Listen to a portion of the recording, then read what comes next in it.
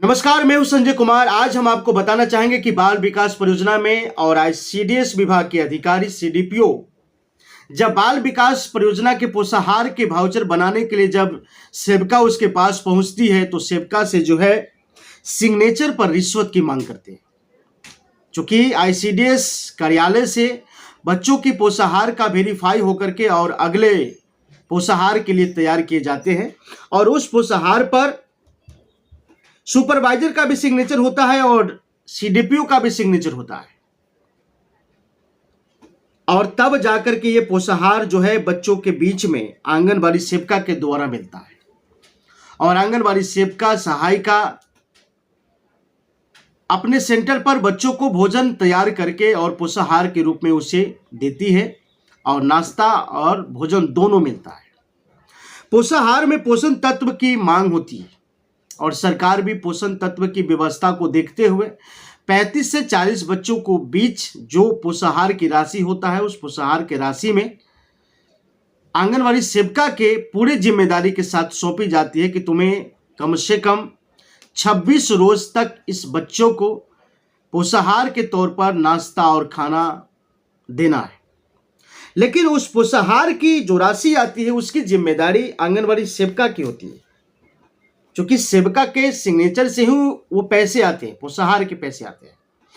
लेकिन सबसे बड़ी आपको ये बताएंगे कि सिग्नेचर पर जो है रिश्वत की पॉलिश कैसे चढ़ती है। आज इसी विषय पर हम आपके साथ बात करने के लिए हम आपको बताना चाहेंगे।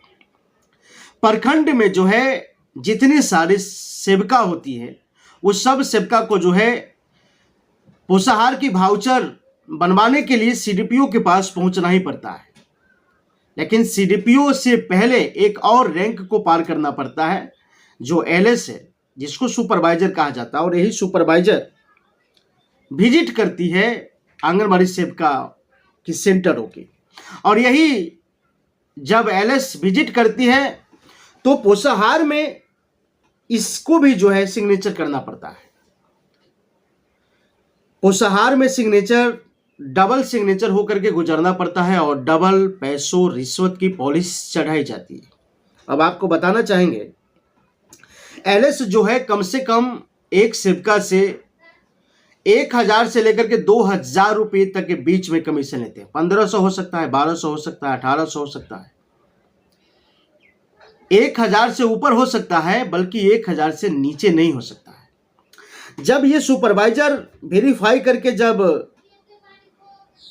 कमीशन अपनी लेकर के जब आगे की ओर फाइल को बढ़ाता है तो यह जो है सीडीपीओ कार्यालय में पहुंचता है, जहां पर सीडीपीओ पहले से घात लगाए बैठे कि भैया तुम्हारी तो पोषाहार के सिग्नेचर पर मैं ही सिग्नेचर करूंगा तभी जाकर के मिलेगा, और तुमने पोषाहार में कहां कहां गलती करती है, कहां कहां चोरी करती है, ये तो मुझे जानना पड़ेगा।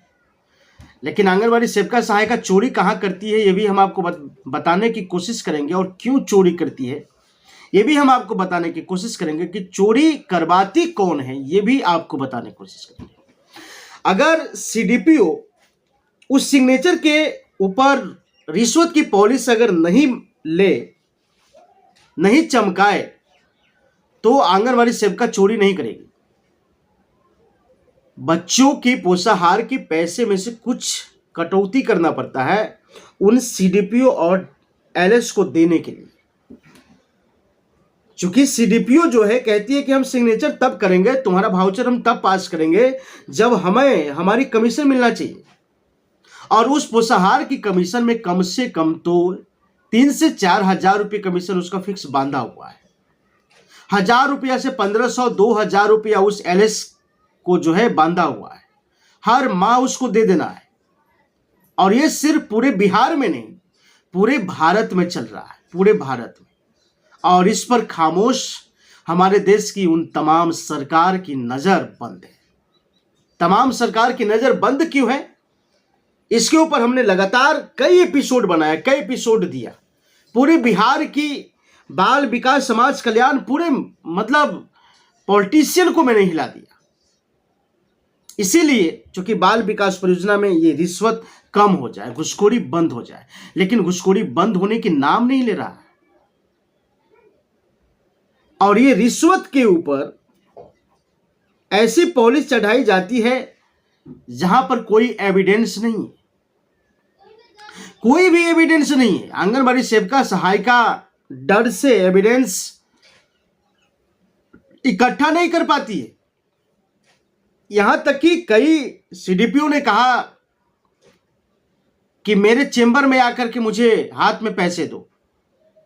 तो कई सीडीपीओ ने कहा कि ये जो डायरी है ना, डायरी